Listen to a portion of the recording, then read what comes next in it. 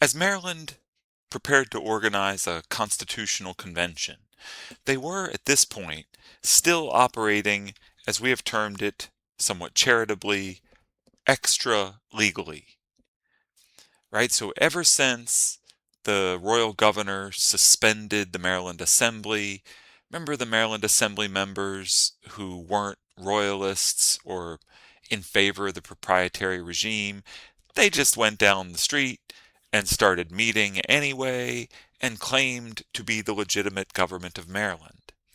And they have continued in this way since 1774. So here we are now in 1776, and it's been 2 years of operating by a set of rules that are just kind of being made up as we go. Now, obviously, there are very good reasons for that. We are in the midst of rebelling against our legitimate government across the ocean. Fair enough.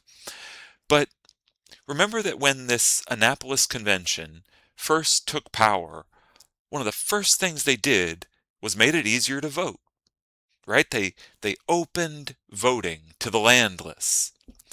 But in the elections that would pick the members of this constitutional convention, the Annapolis Convention now tightened those voting rules back up. It appears that they were alarmed by the radical tilt that events were taking. You know, this sense that the commoners are out of control, that they think they can do whatever they want, maybe even take rich people's stuff. So, the rules for electing the members of the Constitutional Convention tightened it back up to a 50-acre property qualification. If you owned lots of real estate, but not 50 acres, or lots of valuable property, you could do a property equivalent. But we're not letting landless people vote to pick the guys who are going to write the Maryland state constitution. They have been frozen out of democracy. This decision appears to have created controversy within the members of the Annapolis Convention, where the more radical types opposed this shift. But it also very obviously created anger out in the Maryland counties, you know, where guys who had never been able to vote had now been able to vote for 2 years, and then these guys in Annapolis took it away. In Prince George's County, armed men removed the judges who had been appointed by the Annapolis Convention and installed their own.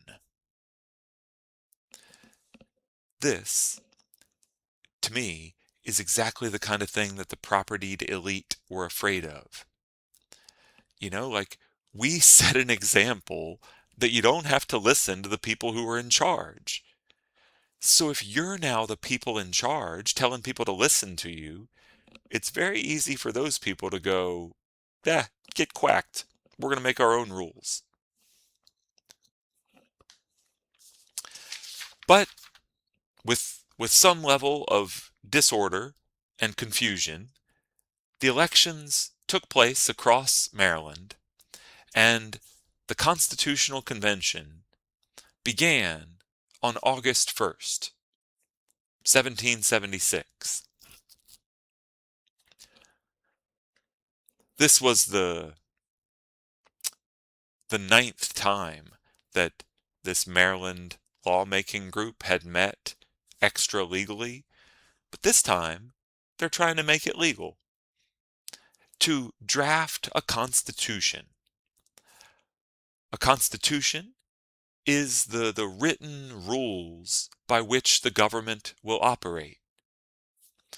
So once they write this thing and it takes effect, we'll enter a different period of Maryland's history where, there will be rules. 76 delegates elected to the Constitutional Convention, and, well, I may have said that wrong. There's 76 delegates at the Constitutional Convention.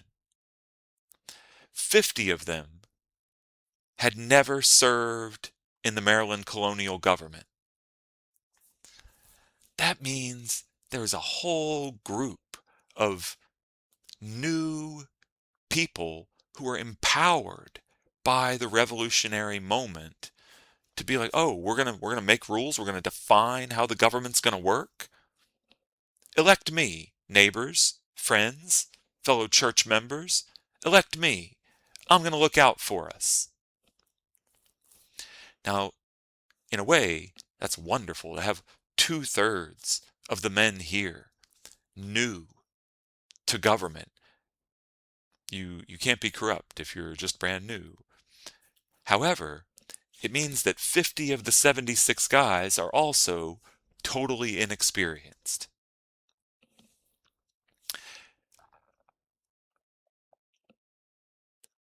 Among the propertied elite who got ousted by the voters, it included William Paca and Charles Carroll of Carrollton,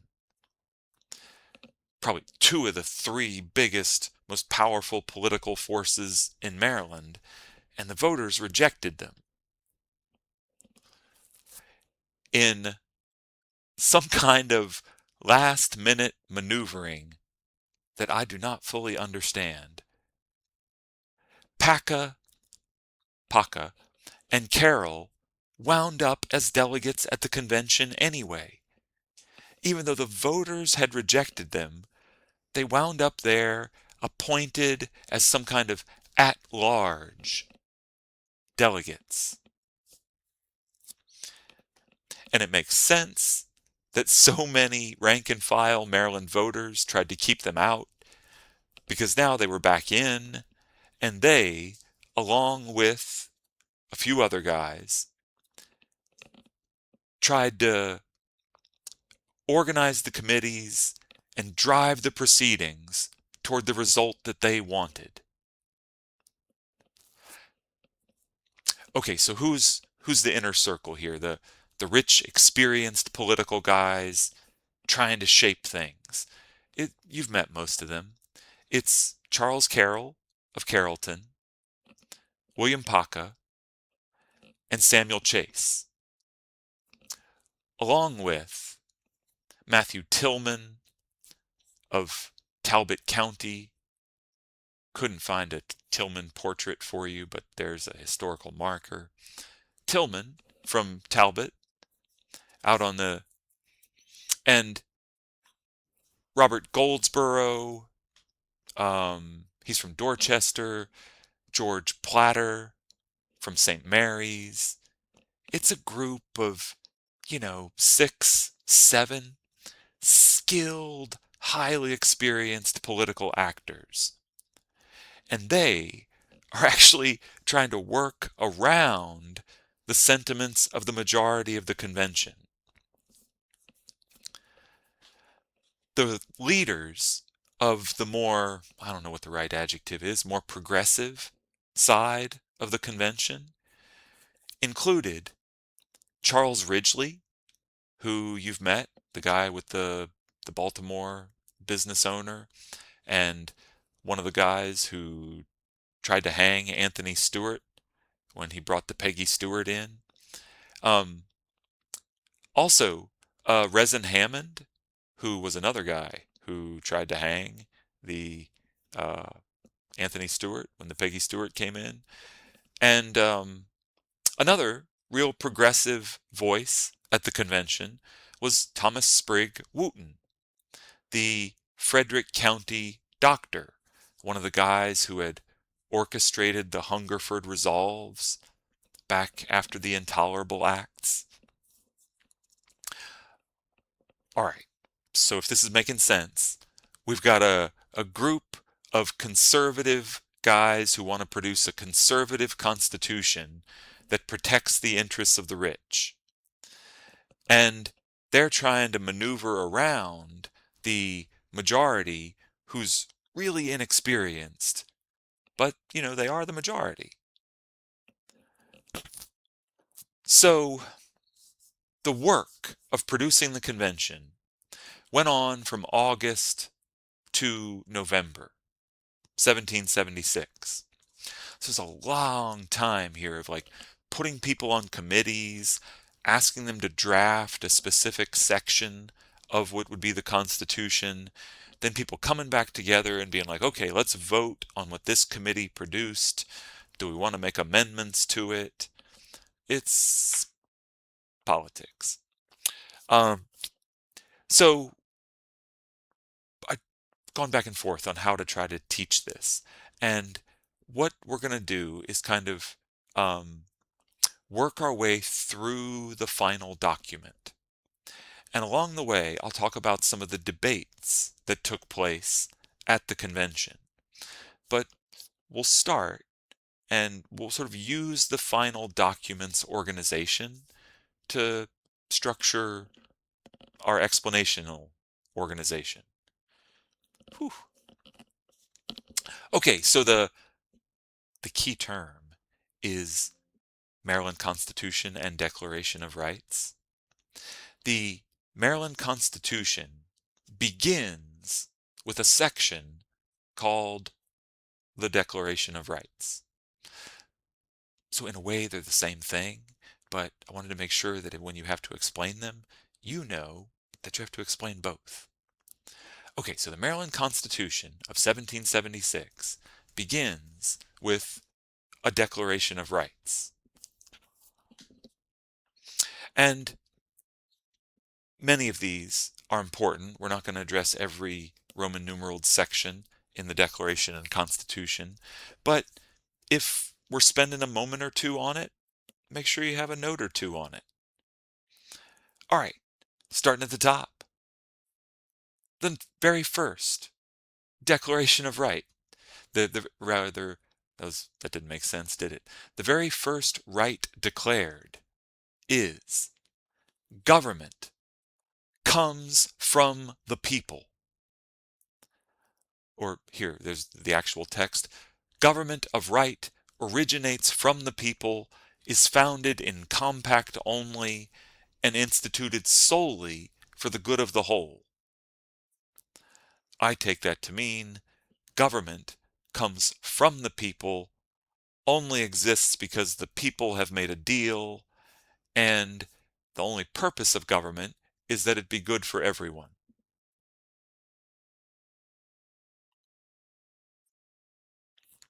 Second, the people have the right of regulating the government and the police. Notice those first two invest all the power of government in the people. But remember, lots of the people weren't allowed to vote for the guys who are producing all this. We'll see if this document they're working on allows more people to vote. But not yet. We'll come to that later. Third, and we're just working our way through the Roman numerals there, right? So section 3. Oh, that's a lot of words. Trial by jury. That's the essence of it. Residents of Maryland are entitled to trial by jury. It also has a little provision at the end that property that was granted by the Lord Baltimore flowing through the king's authority, people retain their rights to that property. Fourth, non-resistance is for suckers. If the government is treating you badly, either reform it or overthrow it. I really like my summary of that one, particularly the non-resistance is for suckers. If you looked at the last sentence of provision 4, it says, the doctrine of non-resistance against arbitrary power and oppression is absurd, slavish, and destructive of the good and happiness of mankind. So yeah, it's for suckers. If if government is oppressing you, you can't be like, "Oh, we'll see if things get better later." No. Rise up. Tear it down. Start fresh. They, of course, are living in a revolutionary moment. I know you're like, man, I can't wait to find out what's in provision number 5, but let's do that in our next video.